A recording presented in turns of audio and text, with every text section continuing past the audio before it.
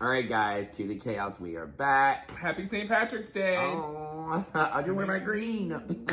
But we are about to watch episode 2 of season 16 of the Real Housewives of Atlanta. And we are going to come back to you with our thoughts, opinions, everything. So stay tuned. Okay, so we just watched part 1. Where they picked it up from the first episode at Shamea's birthday party. They're all in Shamea's great room area talking about... The solarium, dog. Very nice room. But talking about how Porsha's upset with Drew because of the rumors going around with her and Dennis. And essentially, Porsha broke the fourth wall and said she was more upset with Drew for wanting to film with Dennis behind her back.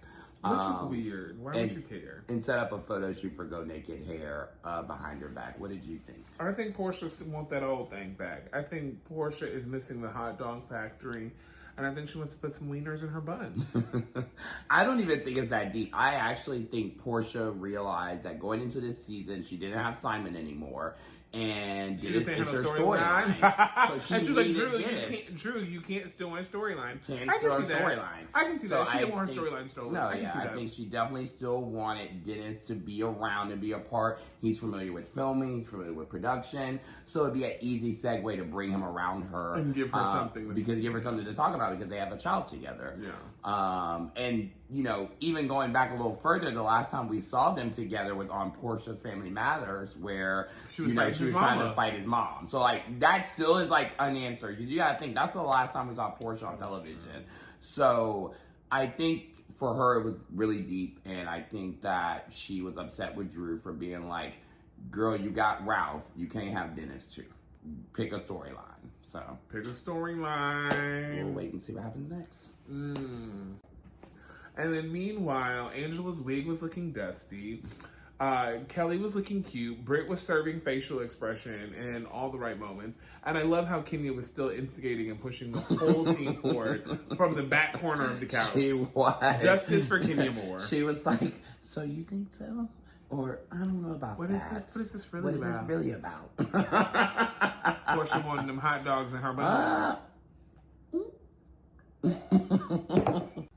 Y'all, Marcus is over here playing games. Marcus is in real estate. Allegedly, Angela has not sold one single house ever.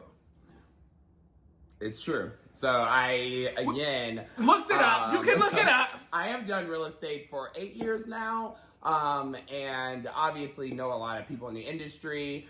And the particular brokerage that Angela is with, myself and Alex know very well people that work there. And pretty much she just pays for her name to be there. So, hope it was money well spent. So I'm wondering what she made these millions from, because it clearly isn't selling these financial consulting, she said. Okay, I guess she was stealing somebody's money.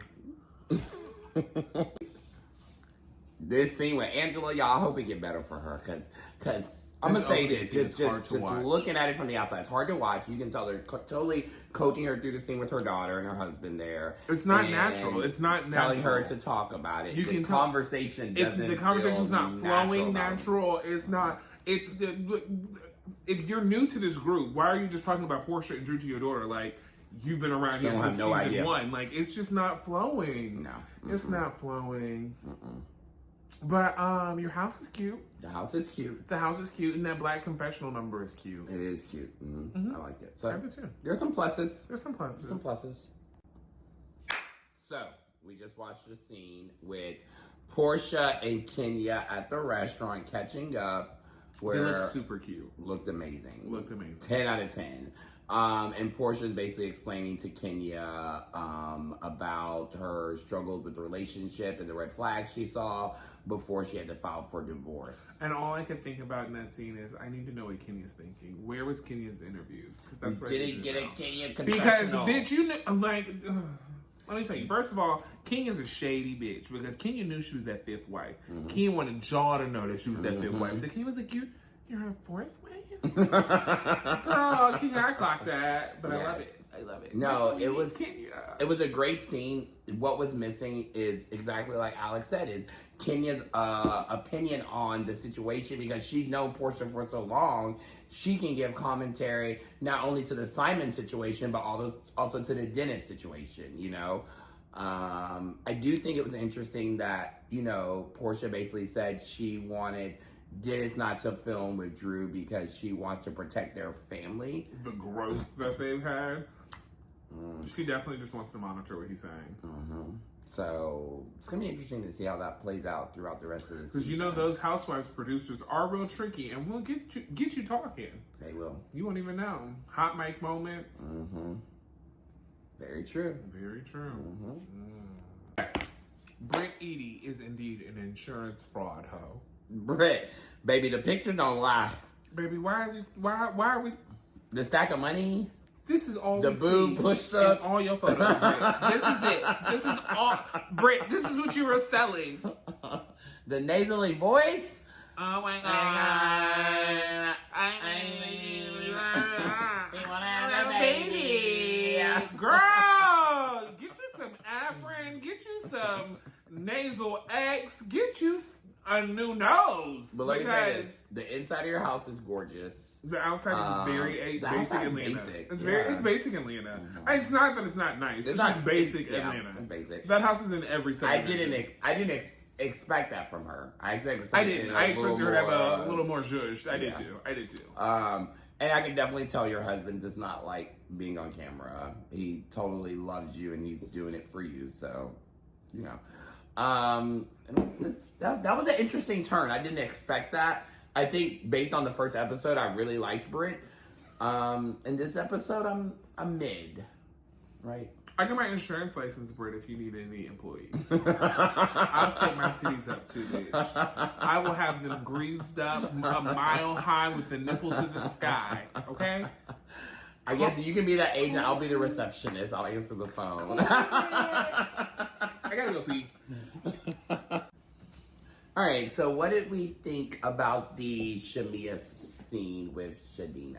I'm not surprised. I've already told you guys that they were going to do this whole thing with Shamea all season, because since Shamea is the star and they want you to like Shamea, they're going to first pull at your heartstrings. Mm-hmm. So you're going to get all of this. They're going to make you feel bad because Porsha's not being a good friend and not being supportive, and then she's going to have all of these great moments. So I mean, I already see Shamea's storyline where it's going.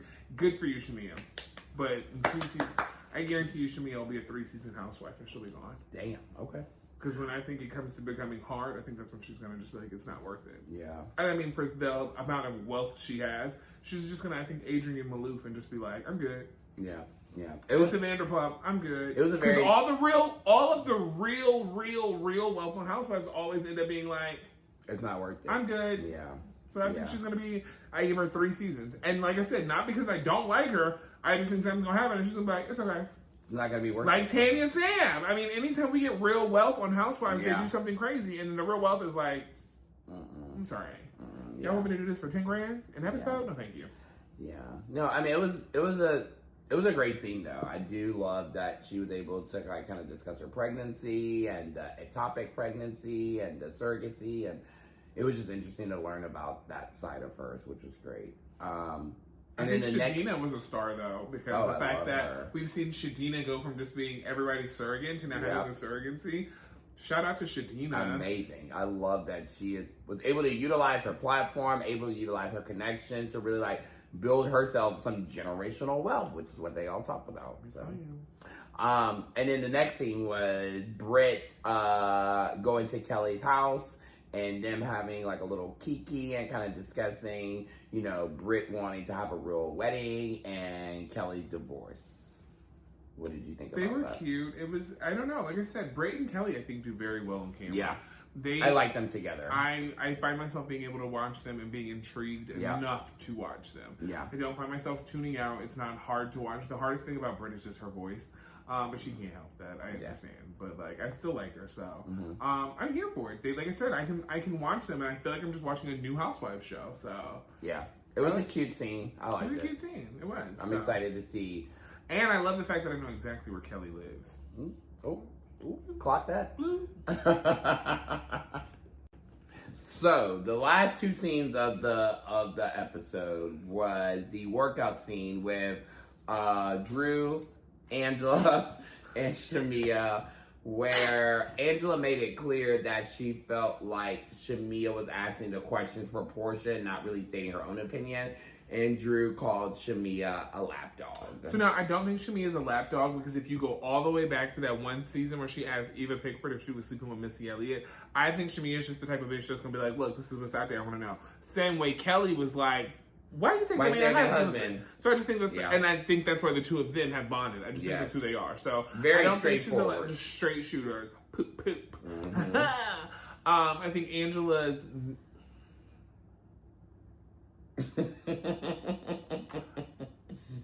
Never mind. I definitely think too that she is buddying up with Drew because she needs somebody. Does that make sense? Drew needs somebody. Well, Drew needs somebody and Angela needs somebody because she's new to the cast, right? So they clearly leaned on each other. Come on, Chicago girls. I will say I did think that their interaction when they were speaking felt a lot more natural than the interaction that she had with her family in the earlier scene. So maybe there is a real connection there between Drew and Angela. And if so, I love that for them. And in the second scene, obviously, we lean into, which is at the end, which is Porsha. Angela, why the hell all your wigs look so terrible? Your wig looks bad at the pool party or whatever it was at Shamea house. Your wigs look bad at the goddamn gym. Your wigs look bad at home. I'm sorry, that just popped in my head. Your wigs need fixing. Okay, well, it's the second episode. We're going to pray. If we get to episode 3, your wigs still look a mess, Angela. No, give her to episode 6. You know, because that's about 6 to 8 weeks of filming. Her confessional wig was cute, though. Her confessional, but that's black confessional. But that's what I'm saying. It's so, like, think how far out they film confessionals. You know that. No, my show, we don't film it out that far. They're about to film new confessionals in 2 weeks, I heard. So, for the end of the season. So, you know, they're going to talk about us. But, no, so yeah, the last scene that we saw was Porsha, Dennis, and the Rolls Royce. Because the real gag is that scene in the Rolls Royce. It was interesting. Different side of Porsha definitely came out. I think Porsha definitely puts on for the cameras. That was clear. Yeah. That hot mic scene was real interesting. Yeah. Bravo's doing a big one with this season of Atlanta so far. I'm not gonna lie. I thought this season was gonna be a flop because of all that happens in the season finale. Yes. But maybe I'm wrong. Yeah. Maybe we're the rebooter. Are we the rebooter? No, I would say it was good. I love that they're breaking the fourth wall a lot. I love that Porsha just calling it what it is. No qualms into it, and also that we got a in the moment confessional, right? The on the fly confessional, very season 1, season 2 of Atlanta. I always think about in the bathroom. I always think about when Sheree shifted Kim's wig a little bit that time outside of Fab. That's the restaurant they were at. Yeah. That is owned by Caroline's family. But and they were doing all the OTFs that night. And she was like, Lindsay Lohan dead. I don't even know why Lindsay Lohan dead here.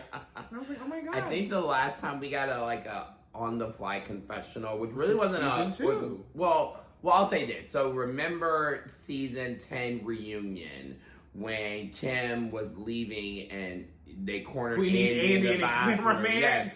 And they cornered Andy in the bathroom. It was Andy, Kim, and Sheree. And they were talking about why they were so upset because they felt like all the girls attacked her. Even though it wasn't obviously it was a reunion, so it's a little bit different, you know.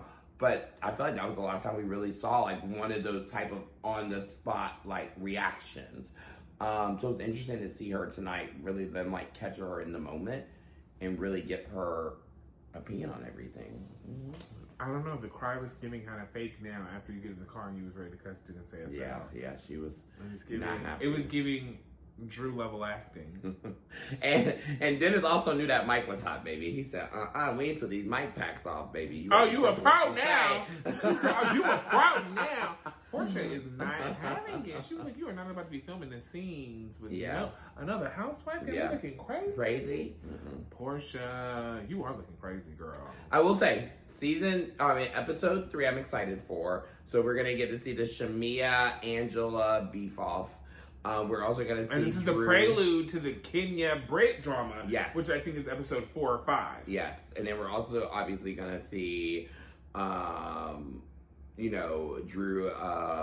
go to Porsha and try to have a conversation about wherever they stand. So I think the season is shaping up pretty good so far. I'm excited to see. I think the pacing is good. I feel a good flow. We're introduced to everybody now. So now we kind of know where all the players lie and we kind of know where all the friendships stand. So it'll be interesting to see kind of how the season plays out. I will say just one thing for me is I don't see where the Kenya Britt beef ended just based on what we've seen so far. It doesn't seem that deep. But, obviously, hopefully we're able to understand more. Because right now it seems fraud, Howe. I mean, I wouldn't not say that. It seems very insurance fraud, Howe. But, I mean, I don't know. It does. But a beautiful insurance fraud, Howe. She's very pretty. Whose nasal passages are fucked up from either surgery or cocaine. Maybe. Angela says she need to see Terry Dubrow. Maybe they need to get a 2-for-1 2 special. for 1. One of y'all go to Terry, one of y'all go to Nassau. Somebody go to Paul, somebody go to Dubrow. A botched doubleheader. Yes. If you guys need help making that happen, call me. I know people. But so stay tuned for our recap on episode 3. Until then, feel free to go back and listen to old episodes of Cue the Chaos and catch up and get ready for whenever we pop on the scene. Because we're coming. Pop, pop, pop. We're coming. We're coming in hot. We're coming in hot! Until next time, you guys. Bye, y'all. Bye.